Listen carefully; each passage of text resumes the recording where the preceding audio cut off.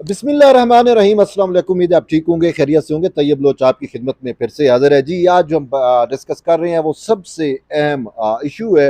Basically supreme court से जुड़ा हुआ एक अहम मामला है। मामला कुछ ये है कि नैब तरमीम नजरसानी केस की समाअत आज चीफ जस्टिस काजी फैज ईसा की सरबराही में सुप्रीम कोर्ट के 5 रुकनी लार्जर बेंच ने की। लेकिन आज की समात में सबसे अहम चीज जो है वो तो एक जस्टिस अतर मिनल्ला के वो रिमार्क्स हैं, जिसमें उन्होंने कहा कि हम जजेस जो हैं वो काली भेड़े नहीं बल्कि काले भेड़ हैं। भेड़ मतलब भेड़ कहेंगे, ब्लैक बम्बल भी मेरे ख्याल में उसको है, तो उसका भेड़ मैं तो यही तर्जमा कर रहा हूँ, पर आप बेहतर समझ सकते हैं कि काले भेड़ हैं।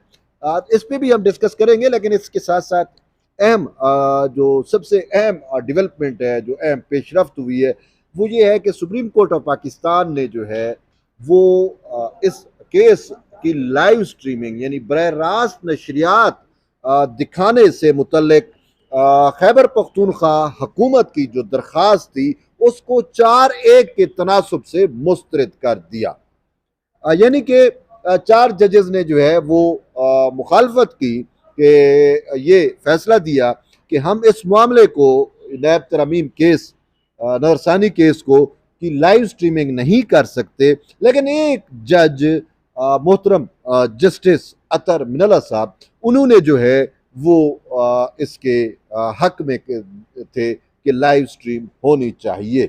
अब ये मामला होता कैसे है? हुआ यूं कि आज जब समाअत शुरू हुई,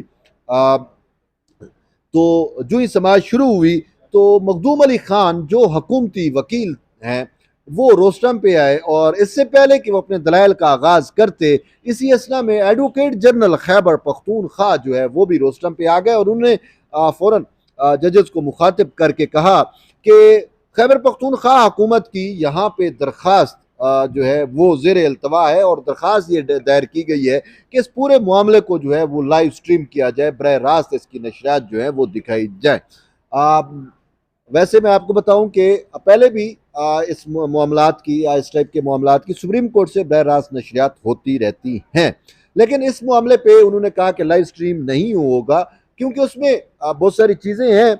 और ख़ुद जब एडवोकेट जनरल खैबर पख्तूनख्वा ने ये कहा कि इसकी लाइव स्ट्रीमिंग की जाए, तो फौरन जस्टिस अतर बिनल्ला ने कहा कि मैं इस हक में हूँ कि ये मामला जो है इसकी लाइव स्ट्रीमिंग हो, ये मामला मफाद आमा में है। लेकिन चीफ जस्टिस ऑफ पाकिस्तान काजी फैज ईसा ने फौरन कहा कि ये मामला टेक्निकल और लीगल मामला है और ये मफाद आमा का मैटर नहीं है, तो इस वजह से इसकी लाइव स्ट्रीमिंग नहीं होनी चाहिए। नहीं हो, और क्योंकि जो सुप्रीम कोर्ट में मामलात लाइव स्ट्रीमिंग के चलते रहे या जिन केसेस की लाइव स्ट्रीमिंग होती थी वो जो है वो मफाद आमा के मामला थे, लेकिन चीफ जस्टिस काजी फैज ईसा इसको मफाद आमा नहीं समझते। और ये बात किसी हद तक दुरुस्त भी है कि खुद जब ये मरकजी केस जब समाअत चल रही थी तो तहरीक इंसाफ के बानी चेयरमैन की दरख्वास्त यही थी कि ये जो नैब तरमीम है ये जो है मफाद मतलब ये जो एप्लीकेशन है नैब तरमीम के खिलाफ, ये मफाद आमा में दायर की गई है और ये तरमीम गैर शरई है, तो इससे बड़े पैमाने पर इंसानी हकूक की खिलाफ वर्जी हुई है इन तरमीम से। लेकिन ये और बात है कि 35 से 40 समातें हुई थी उमर अता बंदियाल के दौर में, लेकिन तहरीक इंसाफ के वकील ये साबित करने में मुकम्मल तौर पर नाकाम थे रहे कि ये किस तरीके से मफाद आमा में मामला आता है। लेकिन ये अलग बात है कि दरख्वास्त 184(3) के तहत दायर की गई थी, लेकिन मफाद आमा में अगर नहीं तो फिर ये केस ही काबिल समात नहीं बनता था। लेकिन उस वक्त के जजेस की अपनी मंतक थी और वो उन्होंने इसको मफाद आमा में इंटरटेन करके इस पर आर्डर भी दिया था, तो फिर हुकूमत इसमें अपील में आई है।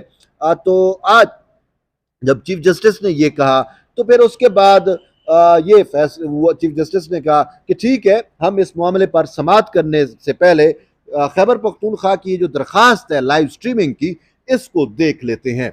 और यूं उन्होंने कहा कि फिर हम जज आपस में मुशावरत करके थोड़ी देर में या आधे घंटे में आपको आगाह कर देंगे कि लाइव स्ट्रीमिंग होनी है या नहीं होनी। और फिर बेंच उठकर जो है वो चला गया, और तकरीबन 40-45 मिनट के बाद जब बेंच आता है तो चीफ जस्टिस ने कहा कि हम माजरत खा हैं ताखीर के लिए, और उन्होंने कहा कि 4-1 के तनासब से ये फैसला हुआ है कि लाइव स्ट्रीमिंग नहीं दिखाई जाएगी।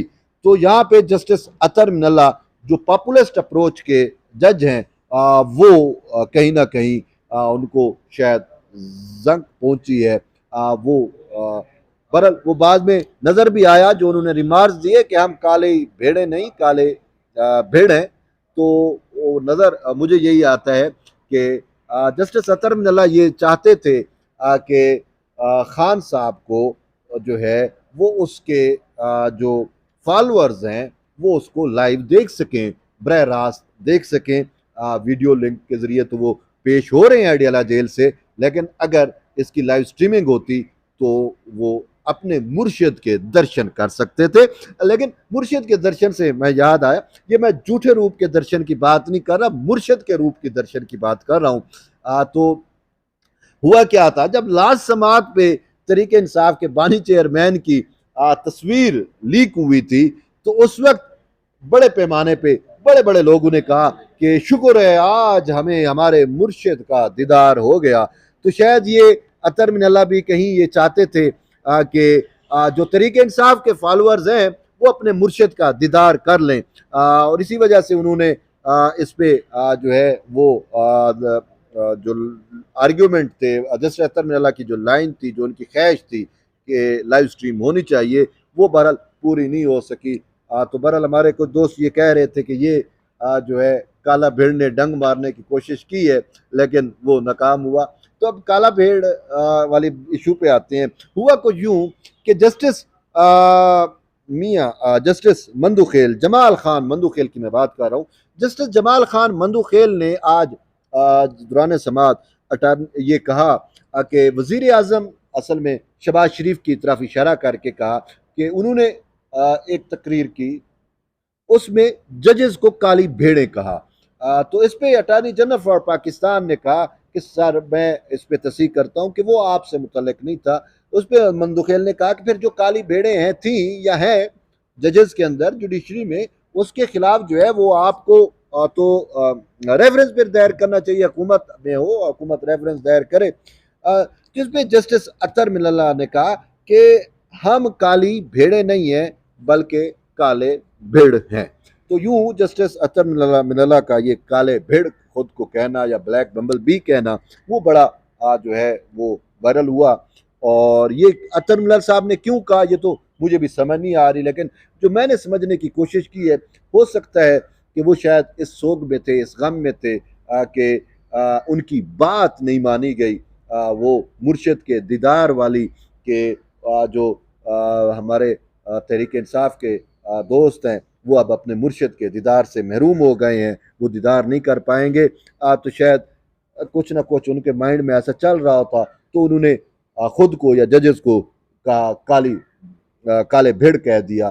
तो ये बात बहरहाल उनकी क्यों मुंह से निकली ये अभी तक हमें भी उसका सियाको सबाक समझ नहीं आया, वजह समझ नहीं आ रही। तो बहरहाल हुआ इस मामले पे फिर ये हुआ कि मखदूम अली खान ने दलाइल का आगाज़ किया और उन्होंने नैब तरमीम के हक में वो किया दलाइल दिए। फिर एट दी एंड जब मखदूम अली खान के दलाइल कंप्लीट हो गए तो ख्वाजा हारिस से पूछा चीफ जस्टिस ने आपको कितना वक्त लगेगा, तो उन्होंने कहा मुझे तकरीबन 3 घंटे लगेंगे अपने दलाइल उसमें।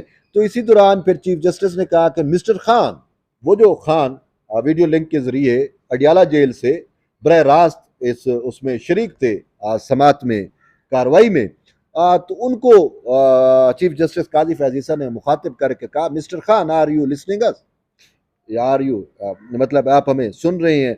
तो खान साहब ने वक्फा हुआ, मतलब है कि शायद खान साहब ने कुछ बोला, आवाज़ समझ नहीं आई। फिर थोड़ी देर बाद उन्होंने कहा कि मैं आपसे बात करना चाहता हूँ। तो चीफ साहब ने कहा जी आप कहें। तो उस पे खान साहब ने कहा कि वो जो 8 फरवरी के इंतखाबात में बड़े पैमाने पे डकैती हुई, धांधली, रॉब किया गया, मैंडेट चोरी हुआ, इस टाइप की। तो चीफ जस्टिस ने कहा कि ये मैटर हमारे सामने नहीं है, आप पॉलिटिकल या इस नोयत पर बात करने की बजाय अपने जो चीज़ हमारे सामने है उस पर आप बात करें। और चीफ साहब ने फिर उससे पूछा कि आप खुद इसमें पेश होंगे, खुद दलाइल देंगे। तो उस पर उन्होंने कहा कि मैं खुद ही अपना मौक़िफ़ पेश करूंगा और तकरीबन हाफ एन आवर का उन्होंने कहा कि मुझे वक्त लगेगा। लेकिन साथ ही उन्होंने कहा कि मैं यहाँ पे कैद तन्हाई में हूँ और ऑलरेडी जो गैर इंसानी सलूक किया जा रहा है, इनह्यूमन रवैया इख्तियार किया जा रहा है, उसके खिलाफ मेरी सुप्रीम कोर्ट में हमारी दरखास्तें हैं, तो वो भी अदालत उनको देखे। और साथ ही उन्होंने ये शिकवा किया कि मुझे लोगों से मिलने नहीं दिया जाता, यहाँ पे लाइब्रेरी नहीं है, यहाँ पे फैसिलिटीज़ नहीं है, और फिर ये कि अगर मैं इस केस में भी दलाइल देना चाहूँगा तो मुझे बुक्स चाहिए होंगी, मैंने तैयारी करनी है, और ये वकला ही तो मुझे तैयारी कराएंगे, तो जब मेरे वकला को ही नहीं मिलने दिया जाएगा तो मैं कैसे अपने आर्ग्यूमेंट्स बिल्ड कर सकता हूँ। जिसमें चीफ जस्टिस ने कहा कि ठीक है, हम ऑर्डर कर देते हैं और आप वो ऑर्डर सुन भी लेंगे, आपके सामने हम ऑर्डर करते हैं और हम कह देते हैं कि जो है खान साहब तक जो उनके वकला की एक्सेस है उसको यकीनी बनाया जाए और उनको मिलने भी दिया जाए। तो फिर वो ऑर्डर भी किया, लेकिन साथ उनको ताकीद भी की कि वो जो रेलिवेंट वकला है सिर्फ आपने उनके नाम देने हैं, उनको ही बुलाना, ये ना हो कि 50 लोगों को आप बुलवा लें। और तो फिर इसके बाद समाज जो है वो जून के पहले हफ्ते तक जो है वो मुलतवी कर दी गई है। तो अब देखते हैं कि जून के पहले हफ्ते में कब ये लगती है, क्योंकि एग्जैक्ट डेट नहीं दी। वो चीफ साहब ने कहा कि हम शेड्यूल देखेंगे, जजेस की अवेलेबिलिटी देखेंगे, फिर उसके बाद इस मामले को जो है वो फिक्स करेंगे। तो बहरहाल ये तो अब तक की अहम डेवलपमेंट्स थी इस केस से जुड़ी हुई, मैंने कहा आप तक शेयर कर दूं। एट दी एंड यही है कि जुड़े रहिए तैयब बलोच के साथ। मिलते हैं एक नई वीडियो में, तब तक इजाज़त दें, अल्लाह हाफिज़।